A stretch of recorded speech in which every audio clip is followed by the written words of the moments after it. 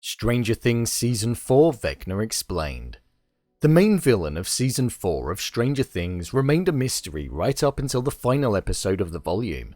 There was a lot we were wondering about him, and we got quite a lot explained in the final 20 minutes of Volume 1, so I thought it would be worth jumping in and explaining all that there is to know about the new Stranger Things villain. So let's get into it. Here is Stranger Things Season 4 Vecna Explained. Just to let you know, this video will contain spoilers. So I've broken this video down into 3 different sections: the origin and identity, his powers, and his weakness. The Identity of Vecna. The reveal of Vecna's identity came with a double revelation. Vecna is in fact the all-powerful number 1 that we so often heard of in passing conversation, and was the guard that was looking out for 11 inside the Hawkins facility. And as well as that, number 1 is in fact Henry Creel, Victor Creel's son, who lived in the Creel house back in the 1950s. The origin of Vecna goes: born to Victor Creel, massacred his family, was taken into Brenner's facility. Brenner started working on him and making clones of him, took on the identity of number 1, then eventually went on and massacred the facility, which led 11 to force him into the Upside Down, creating the Vecna form that we came to see in the show. So his origin is almost split into 3 sections. As Henry Creel, his dad Victor packed up and moved the family to Hawkins in the hopes of providing a better life, but also with the hopes of allowing Henry to fit in more. However, it had the opposite effect.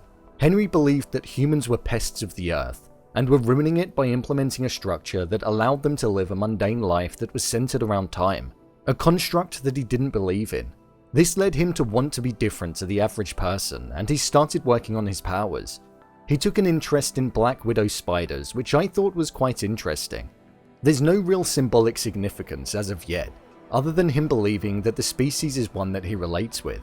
In the Dungeons & Dragons world, Vecna holds the title of Master of the Spider Throne, so we may see something come to fruition in Volume 2.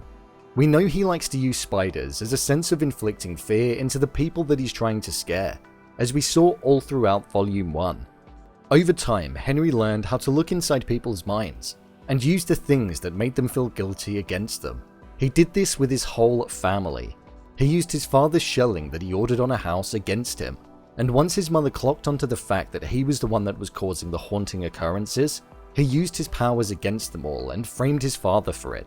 He didn't plan on slipping into a coma, he just wasn't aware of how strong his powers were. From here, Brenner took an interest in the murder case, and faked the death of Henry Creel, and thus number 1 was born. Brenner tested on him, and after realizing how strong he was, and realizing that he wouldn't be able to contain him, he put a device in his neck that restricted him from being able to use his powers. This is what we saw 11 remove in the finale. He told her it was a tracking device, which it could have potentially have been, but it was also something that made his powers redundant. Brenner cloned the traits of number 1 and went on to make many other individuals that he'd be able to raise and ultimately answer to every order that he had. Unlike number 1, because he knew of a life before. In the day that we pick up the flashback on, after 11 had removed the device from his neck, he went on to be the very person who caused the Hawkins facility massacre. From here, the battle with 11 commenced, and then as she defeated him, he went into the Upside Down and transformed into Vecna almost immediately. 11 is what created Vecna. Number 1 is the reason 11 had her powers, and 11 is the reason number 1 ended up in this Vecna form. It's rather poetic. Vecna's powers. Vecna is an extremely powerful individual. He doesn't have to be in the physical world to be able to cause disruption, and essentially claim the people that he wants to take. Vecna, when in the form of number 1, mirrored the powers that 11 had. He had psychokinetic and telepathic abilities that made him extremely powerful in the real world.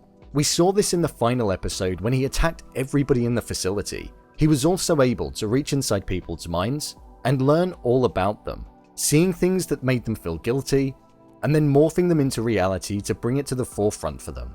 However, in the form of Vecna in the Upside Down, he still holds all of those powers, but he appears to be able to do all of this from the Upside Down, without needing a presence in the real world, the world that he came from. He's able to do all of this by connecting to the tentacle-like things that go into his back, sitting in the attic and impacting the real world. I believe this allows him to connect directly to the Mind Flayer. He channels his powers from darkness and anger and sad memories to be able to be as powerful as he can possibly be, and we heard him state how that's how he gets it. Within the Upside Down, he's also connected to the tentacles that run all throughout the area, meaning he can control them with his mind, allowing them to get a hold of individuals, move them wherever he wants, and also trap them. We know that his powers are able to get stronger with the more people that he claims, so it's in his best interest to keep capturing as many people's minds as possible. It looks as though he also has a swarm of demobats to his aid that protect the Creel house, especially when he's trying to claim people from the real world. He's an extremely powerful individual that has the ability to open gates at locations where he claims people. I feel we'll get to see him use his powers a lot more when I believe he'll battle 11 in the Season 4 finale. Vecna's weaknesses. We don't know much of Vecna's weaknesses so far. This is due to the fact that we've not really seen any real encounters with him in his world other than with Max. However, there are some things that we have a slight insight into. We know that by going to the Creel house inside of the Upside Down, and the nightmare-like state that you end up finding yourself in does cause him a lot of discomfort and stress due to the way that he was acting. So I think that's something that's definitely going to be explored more in Volume 2. They refer to the attic in Creel house as his mine, and we know that Henry Creel spent a lot of time in the attic in the real world, so it might well be the best place to get Vecna at his most vulnerable. We also know that when music is played in the real world directly into the ears of the person that he's trying to claim, it opens a gateway back into reality and allows them to snap out of the curse and state that he holds them in. We saw this with Max as she was able to outlast the countdown that managed to eventually claim the other people that he ended up going for. Fire is something that we know beings of the Upside Down are fearful of. Demogorgons, Demodogs, and the Mind Flayer in its monster form. So I would say that Vecna would also fall victim to fire being something that can cause devastation and bring him to his knees.